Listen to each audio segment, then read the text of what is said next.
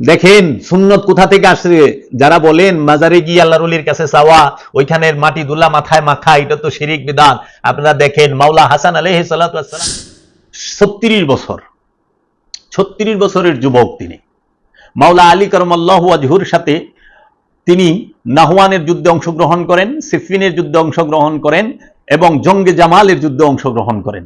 নাহওয়ানের যুদ্ধ আমির মুআবিয়ার সাথে মাওলা আলীর যুদ্ধ সংগঠিত হয় নাহওয়ানে সিফিনের, সেটা ফোরাত নদীর কারবালায়, সেইখানেই ফোরাত নদীর এই পারে এক পারে হয় মাওলা আলী কারামাল্লাহু ওয়াজহুর সাথে মুআবিয়ার যুদ্ধ, সেই যুদ্ধের নাম সিফিন। আরেক পারে তার উল্টো পারে হয় মুআবিয়ার ছেলে ইয়াজিদের সাথে মাওলা হুসাইন আলাইহিস সালাতু ওয়াস সালামের কারবালার যুদ্ধ। মুআবিয়ার সাথে মাওলা আলীর যুদ্ধ হয় ফোরাতের কিনারে, আবার মাওলা হুসাইনের সাথেও ইয়াজিদের যুদ্ধ হয় ফোরাতের আরেক পারে।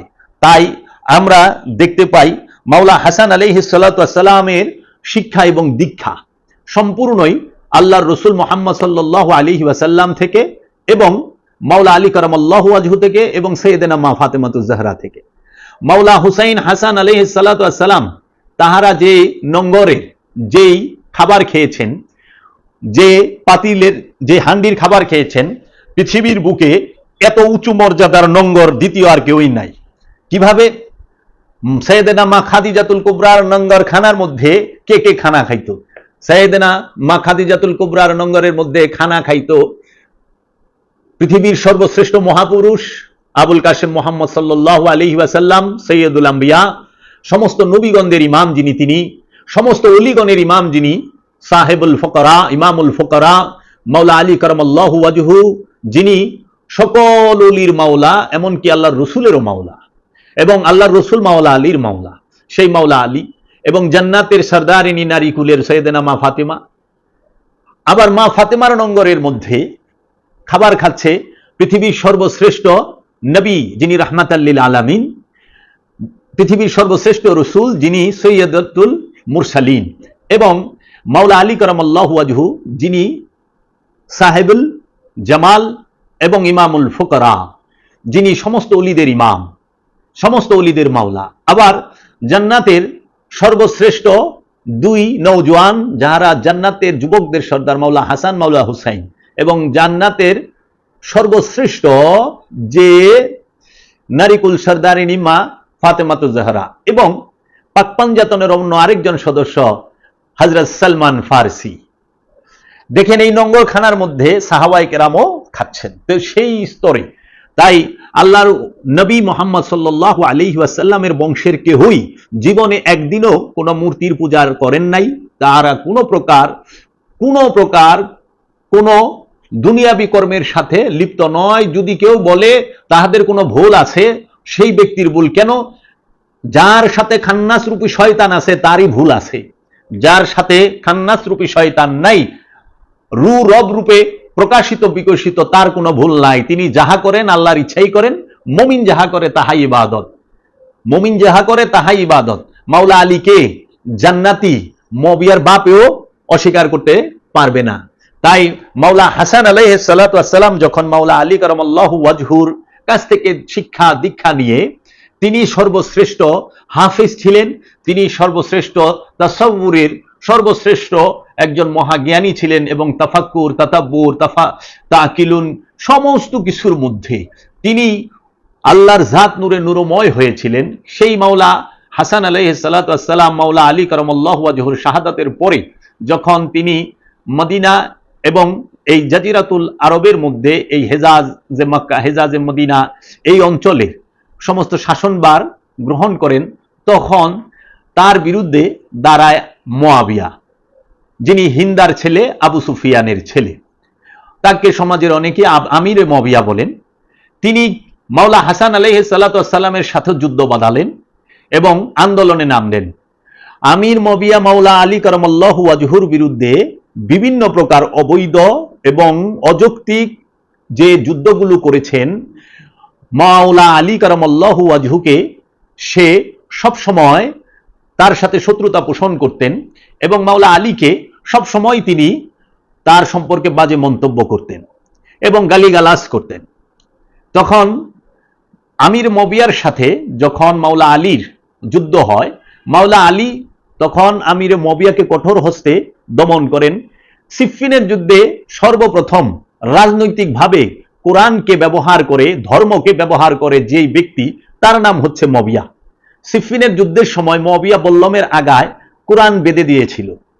এইটা তার একটা অপকৌশল ছিল যে সাহাবায়ে কেরাম এটা দেখে যুদ্ধ বন্ধ করে দিবে, তারপরে যে আক্রমণ করব। কিন্তু মাওলা আলী বলছে এটা মুয়াবিয়ার অপকৌশল, মুয়াবিয়ার ধূর্ততা এবং চালাকি, তোমরা ওর চালাকির ফাঁদে পা দিও না, তোমরা যুদ্ধ চালিয়ে যাও। তো এই রকম একজন ধূর্ত ব্যক্তি, সে মাওলা আলীকে কৌশলে ষড়যন্ত্র করে শহীদ করেন, ইতিহাসের মধ্যেই এটি আছে। তারপরে তিনি যখন দেখেন যে তার রাজা হওয়ার খুব বাসনা, খুব শখ, মাওলা হাসান তখন হইলেন মুসলিম জাহানের কয় নাম্বার খলিফা? মেজাজি, রাজত্ব, রাষ্ট্র চালানের খলিফা, রাষ্ট্রের খলিফা। রাষ্ট্রের কয় নাম্বার খলিফা? রাষ্ট্রের 1 নম্বর খলিফা আবু বকর সিদ্দিক রাদিয়াল্লাহু তাআলা আনহু, 2 নম্বর খলিফা হযরত ওমর রাদিয়াল্লাহু তাআলা আনহু, 3 নম্বর খলিফা হযরত ওসমান রাদিয়াল্লাহু তাআলা আনহু।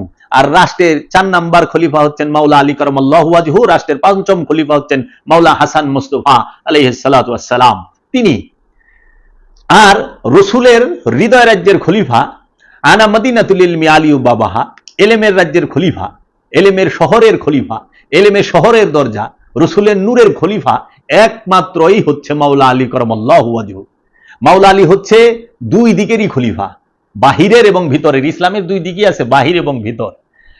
মাওলা আলী কারামাল্লাহু ওয়াজহু রসুলের মনোনীত খলিফা। রসুল যাকে গাদিরে খুমের মধ্যে মনোনীত করেছেন, আল্লাহর রসুলের একমাত্র খলিফাই মাওলা আলী, একমাত্র মাওলাই হচ্ছে মাওলা আলী। আর অন্য যাহারা আছেন তাহারা সবাই মানুষের, জনগণের নির্বাচিত খলিফা, জনগণের মনোনীত খলিফা, আল্লাহর মনোনীত না।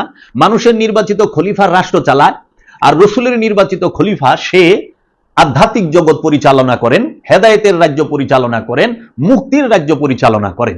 তাই যারা মুক্তির রাজ্যের খলিফাকে রাজত্বর খলিফা খেলাফত দিয়ে ঢাকতে চায়, তারাই ভুল করে। তাই মাওলা হাসান আলাইহিস সালাতু ওয়াস সালাম ও 2 দিকের খলিফা ছিলেন। একটি হইল হৃদয় রাজ্যের, হেদায়েতের রাজ্যের, মুক্তির রাজ্যের খলিফা। আর আমির মুয়াবিয়া তিনি মাওলা হাসানের সাথে যখন অবরোধ এবং তার সাথে যুদ্ধের একটা ভাব তৈরি হইল, তখন তাদের মধ্যে একটি সন্ধি হইল, চুক্তি হইল, সুলাহ হইল যে ঠিক আছে আমির মুয়াবিয়ার সাথে চুক্তি হোক। তিনি বয়সে বড়, তখন আমির মুয়াবিয়ার বয়স হইল প্রায় 59-এর কাছাকাছি। তখন বলল যে ঠিক আছে আমির মুয়াবিয়া তিনি এই যে রাজত্ব গ্রহণ করুক, আমি ওনার সাথে চুক্তি করে একটা সমঝোতা করে মাওলা হাসান মুস্তাফা যেই দিন উনি এই চুক্তি করেন, সেই দিনেই খোলাফায়ে রাশেদিনের 30 বছর। আল্লাহর রসুল বলছেন যে আমার ইন্তেকালের পরে এই খোলাফায়ে রাশেদিন 30 বছর, এরপরে হবে যে দেখতেছেন আল্লাহর রসুল যে আলে মুহাম্মদের রক্তের মধ্যে একটি চক্রাপাকরা কুকুর জিব্বা লাগাচ্ছে, যেইটি কারবালায় সীমার ঘটিয়েছেন। সীমার ধবল রোগের আক্রান্ত ছিলেন, এই যে চক্রাপাকরা আমাদের গ্রামে সাদা ধবল রোগে। সে যখন মাওলা হুসাইনের বুকের উপর উঠে বসছেন, তখন মাওলা হুসাইন বলছে আমার নানাজি বলছিল যে আওলাদে রসুলের রক্তের মধ্যে একটি চক্রাপাকরা কুকুর, সাদা কালো কুকুর, সে মুখ লাগাচ্ছে। তো এই সেই মাওলা হাসান আলাইহিস সালাতু ওয়াস সালাম যখন সুলা করেন, তখন আমির মুয়াবিয়া মুসলিম জাহানে সর্বপ্রথম রাজা হয়। মুসলিম জাহানে সর্বপ্রথম রাজা হচ্ছেন উমাইয়া বংশের, তার নাম হচ্ছে মুয়াবিয়া। মুয়াবিয়া কিন্তু খলিফা না, রাজা। উমাইয়া বংশের প্রথম রাজা। আর উমাইয়া বংশের প্রথম শাসক হইল হযরত উসমান রাদিয়াল্লাহু তাআলা আনহু। আর উমাইয়া বংশের প্রথম রাজা হইল মুয়াবিয়া। মুয়াবিয়া তারপরও ক্ষান্ত হয় নাই, কারণ মুয়াবিয়ার সাথে চুক্তি ছিল। মুয়াবিয়ার ইন্তেকালের পরে মাওলা হাসান যদি জাহিরিভাবে পৃথিবীর বুকে থাকেন, তাহলে তিনি হবেন খলিফা, তিনি শাসনকর্তা হবেন। যদি মাওলা হাসান না থাকেন, তাহলে তারপরে হবে মাওলা হুসাইন শাসনকর্তা। মুয়াবিয়া চক্রান্ত করে ইমামে হাসান আলাইহিস সালাতু ওয়াস সালামকে বিষ প্রয়োগ করাইল এক সাহাবীর মেয়েকে দিয়ে, এবং তিনি তার স্ত্রী। হাসান মাওলা আলাইহিস সালাতু ওয়াস সালামের স্ত্রী যে বিষ খাইয়েছে, তিনি ছিলেন মাওলা আলীর সাহাবী ও মহানবীর সাহাবী আশআস, তার মেয়ে জায়েদা। হযরত আশআসের মেয়ে জায়েদাকে দিয়ে তিনি মাওলা হাসানের সম্পর্কে স্ত্রীও ছিলেন। তিনি বিষ প্রয়োগ করেন। কিসের সাথে? মাওলা হাসান আলাইহিস সালামকে হত্যা করার জন্য পূর্বে অনেকবার বিষ প্রয়োগ করা হয়েছে। পূর্বে যখন বিষ প্রয়োগ করা হয়, আল্লাহর হাবিব মুহাম্মদ সাল্লাল্লাহু আলাইহি ওয়াসাল্লামের রওজা মুবারকে গিয়ে যখন হাসান মাওলা ফরিয়াদ করেন এবং আল্লাহ রসুলের রওজা মুবারকের মাটি মুবারক নিয়ে, ধুলা মুবারক নিয়ে শরীরে মেখে দেন, শরীরের মধ্যে লাগিয়ে দেন, তখন বিষক্রিয়া চলে যায়। দেখেন দেখেন সুন্নত কোথা থেকে আসছে। যারা বলেন মাজারে গিয়ে আল্লাহর ওলির কাছে চাওয়া, ওইখানের মাটি ধুলা মাথায় মাখা, এটা তো শিরিক বিদআত। আপনারা দেখেন মাওলা হাসান আলাইহিস সালাতু ওয়াস সালামকে খাদ্যের সাথে বিষ মিশাইছে।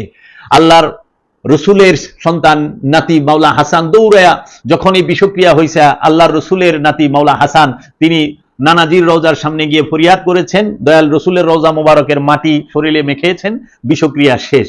এইভাবে বেশ কয়েকবার মাওলা হাসানের খাবারের সাথে বিষ প্রয়োগ করা হয়েছে, কিন্তু তিনি শহীদ হন নাই। লাস্টে এমন ভাবে বিষ প্রয়োগ করা হয়েছে যেটা ভয়ানক বিষ। সেটা কিভাবে? মাওলা হাসানকে যখন বারবার ষড়যন্ত্র করা হয়, তখন মাওলা হাসান তিনি কি করেন যে তখন কাউরেই তিনি করতে দেন না। তার খাবার যে, সেই খাবারটি দিতেন তাহার মেয়ে, মাওলা হাসানের মেয়ে। তো মাওলা হাসানের মেয়ের দ্বারাই খাবার তৈরি হতো এবং খাবার খাওয়াইতেন। তো মাওলা হাসান আলাইহিস সালাতু ওয়াস সালাম যে পানি খাইতেন, এই পানির যে মশক ছিল, সেই মশকের উপরে মুখে কাপড় বেঁধে রাখা হইতো। এই মশকের মধ্যে যখন কাপড় বেঁধে রাখা হয়েছে, তো সেই মশক কেন? কারণ মাওলা হাসান যখনই পানি চাইতো, তাহার মেয়ে তাকে পানি পান করাইতো। তো একদিন মাওলা হাসান আলাইহিস সালাতু ওয়াস সালামকে মধু দিয়ে পানি পান করাইছে। তো এই মধুর মধ্যে যখন মেয়ে এসে, আপনার এই মশক বেঁধে রাখা হইতো কেন? কাপড় দিয়ে, যেন মশক খুললে টের পাওয়া যায় যে কেউ কোনো ষড়যন্ত্র করছে কিনা। এমন সময় এই মশকের মধ্যে তো বিষ দিতে পারে না। রাতে মেয়ে যখন পানি দিছে, পানি দেওয়ার পরে পানি পান করছে, ওই যে খুলছে, আর পানি যে ভিজা ছিল কাপড়টা, এই কাপড়ের মধ্যে উপরি ভাগে এমন খতরনাক বিষ রেখে দিয়েছিল, যেটা ওই পানির ফোটায় ফোটায় ফোটায় ফোটায় নিচে পানির সাথে মিক্স হয়েছে। মিক্স হওয়ার পরে এমন ভয়ানক বিষ, যখন মাওলা হাসানকে পানি পান করার জন্য পানি দিছে, সেই পান করার পরে কলিজা টুকরা হইয়া একদম টুকরো টুকরো হইয়া বের হয়েছে এবং রক্ত লুথা লুথা, মানে চাকা চাকা রক্ত বের হয়েছে বমির সাথে। অনেকে বলা হয় যে হীরা যে চূর্ণ করে, একদম হীরা চূর্ণ করে মধুর সাথে পানির সাথে মিক্স করে পান করানো হয়েছে, যে ওই হীরার জন্য কেটে গেছে ভিতরে, এইরকমও ঐতিহাসিকগণ বলে থাকেন। মোট কথা, মাওলা হাসানকে তার স্ত্রী সেই বিষের যে পয়জনটা, সেইটা রেখে দিয়েছিল পানির ইয়ের উপরে, যার নাম এই জায়েদা, তিনি পান করাইছেন। যখন মাওলা হাসান আলাইহিস সালাতু ওয়াস সালাম উঠে যাইতে পারতেছিলেন না রসুলের রোজার মধ্যে, এমন সময় মাওলা হুসাইন আলাইহিস সালামকে ডেকেছেন। মাওলা হুসাইন আলাইহিস সালাম এসে দেখেন প্রচন্ড রক্ত বের হচ্ছে এবং চাকা চাকা। তখন বলতেছেন যে ভাইজান, আপনি বলেন কে এই কাজ করলো? মাওলা হাসান তখন এই কথাটি তাকে গোপনে বললেন এবং তিনি ওসিয়ত করলেন, ভাই আমি আর বাঁচবো না, আর আমার পক্ষে সম্ভব না নানা জানের রওজা মুবারকে গিয়ে ফরিয়াদ করা। তা আমি তোমাকে একটি ওসিয়ত করে যাই। সেই ওসিয়তটি কি? আমার ইন্তেকালের পরে যদি সম্ভব হয়, আমার কবরটা, আমার মাজারটা যেন নানা জানের পাশে হয়, আল্লাহ রসুলের রওজার পাশে হয়। আল্লাহ রসুলের রওজার পাশে রাখবা। যদি সেখানে দেওয়া সম্ভব না হয়, তাহলে পরে নানা জানের রওজা মুবারকের কাছে আমাকে কিছুক্ষণ রেখে জান্নাতুল বাকিতে আম্মা জানের রওজার পাশে আমাকে যেন রাখা। সেই নিষ্ঠুর গভর্নর, মবিয়ার নিযুক্ত গভর্নর ওয়ালিদ বিন উতবা, তাহার আমলে যখন মাওলা হাসান আলাইহিস সালামকে রসুলের রওজার পাশে রাখার জন্য পারমিশন নেওয়া হয় মা আয়েশা থেকে, কারণ সেই রসুলের রওজা মুবারক রসুলের ঘরে, এবং সেই ঘরের মধ্যে মা আয়েশা এবং রসুল অবস্থান করতেন, এবং রসুল সাল্লাল্লাহু আলাইহি সাল্লাম যেখানে শহীদ ইন্তেকাল করছেন, পর্দা গ্রহণ করছেন, ঠিক সেখানেই রাখা হয়েছে। রসুল সাল্লাল্লাহু আলাইহি ওয়াসাল্লামের ঘরের ভিতরেই রসুল সাল্লাল্লাহু আলাইহি সাল্লামের রওজা হয়েছে। তখন মা আয়েশা থেকে অনুমতি নেওয়া হয়েছে। মা আয়েশা বলেছেন যে আমার কোনো অসুবিধা নাই, আমার কোনো বাধা নাই। তখন এই যে মারওয়ান বিন হাকাম এবং এই গভর্নর মিলে মাওলা হাসানকে মহানবীর আওলাদকে মহানবীর ঘরে রাখতে দেয় নাই। এর থেকে বড় রাজনীতি আর হইতে পারে? এর থেকে বড় জুলুম হইতে পারে? আমাদের দেশের অনেকেই আছেন সত্যকে পাশ কাইটা যান, সত্যকে গোপন করে যান, বলতে ভয় পান। আমি ভয় পাই না, আমি বাঁচিও আল্লাহ রসুলের জন্য, রসুলের বংশের জন্য, অলিদের জন্য। আমি মরুমা আল্লাহ রসুলের বংশের জন্য, আল্লাহর অলিদের গোলামি করতে করতে। আমার কোনো ভয় না। আমার ভয় হইল আমার দ্বারা যেন আওলাদ রসুলের প্রতি কোনো অত্যাচার, জুলুম, মিথ্যা এবং কোনো প্রকার বেদবি না হয়। আমি ভয় পাই আল্লাহর রসুলের বংশকে। তাই আল্লাহ রসুল সাল্লাল্লাহু আলাইহি ওয়াসাল্লামের যিনি আওলাদ, যাকে কোরআন বলেছেন আল্লাহ রসুলের আওলাদ, সেই হাসান মাওলাকে আল্লাহ রসুলের রওজা মুবারকের সাথে রাখতে দেয় নাই। ওই সময়কার যিনি গভর্নর ছিলেন এবং ওই সময়কার যারা মদিনার মধ্যে মবিয়াপন্থী ছিলেন এবং যারা জুলুম অত্যাচার করতেন মাওলা আলীর বংশকে, মা ফাতেমার বংশকে, রসুলের বংশকে, তারা মদিনার মধ্যে তুচ্ছ তাচ্ছিল্যের ভাষায় মাওলা হাসান আলাইহিস সালামের সামনে মাওলা আলীকে গালি দেওয়া হতো, রসুলের বংশকে গালি দেওয়া হতো। মাওলা হাসান চুক্তির মধ্যে লিখেছিলেন যে তোমরা আমার বাবাকে গালি দিতে পারবা না। আর এই আমির মুআবিয়া বলছিল যে পর্যন্ত শিশুরা যুবকে পরিণত না হয়, যুবকেরা বৃদ্ধে পরিণত না হয়, সেই পর্যন্ত এই আলীর বংশ এবং আলীর উপরে লানত বর্ষিত করা হবে।